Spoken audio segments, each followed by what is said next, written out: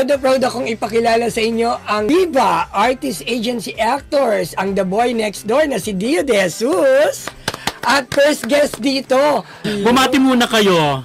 Ayan, good afternoon po sa lahat. Ayan, maraming salamat sa Abante Radio. Hello po, Mama Grab. Ayan.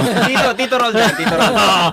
Alam mo si Deo, napapanood ko yan dati sa Viva Cafe kasama ng grupo ni nina Ethan Rosales, di ba? BMX5.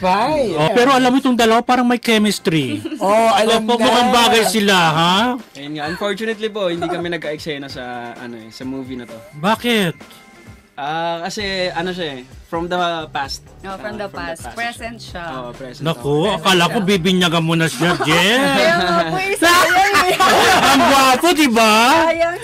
Oo. Pero ano yung mga challenges nyo sa pag-shooting ng Tibok nga pala? Kumusta yung nyo? Ako, ang challenging sa akin sa part 9 kasi parang first time ko may kissing scene. Sino ka kissing scene mo? Si Maita po, which is si Ashley Lopez. And so parang medyo challenging talaga siya sa akin kasi nga first time ko nagawa yung kissing scene sa on cam. Ikaw, parang kinakabahan ako sa tanong na yan.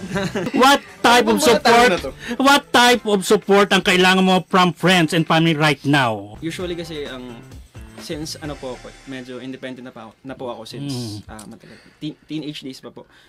Gusto ko lang talaga supportan nila through sa career ko po. Kasi iba po yung effect sa akin nun since parang independent na ako. Well, kaya ko mag-isa pero yung iba yung mafe-feel mo pag sumusupport sa yung family mo, friends mo. Pero nararamdaman mo ba ngayon? Nararamdaman mo ba ngayon? Yes po. Nararamdaman ko naman po. Yes po. Ayun. Yung family ko po, supportive talaga sila ever since. Para sa inyo, sino sa inyo ang parang hinulan yung magiging top 4? Medyo mahirap yan. Pero ang unang pumapasok sa isip ko talaga si Esner.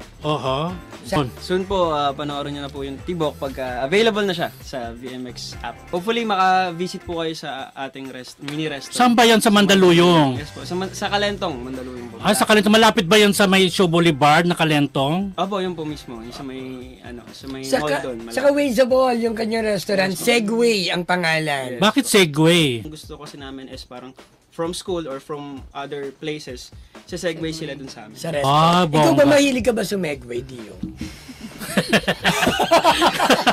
Mahilig sa Megway restaurant. Actually, yun yung favorite word namin before nung high school ako.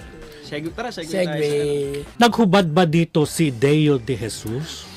Nagubad ka ba rito, Dio? Nagpatikim ka ba dito? Muntik na dito. Muntik na nga Kaso, hindi pa for now.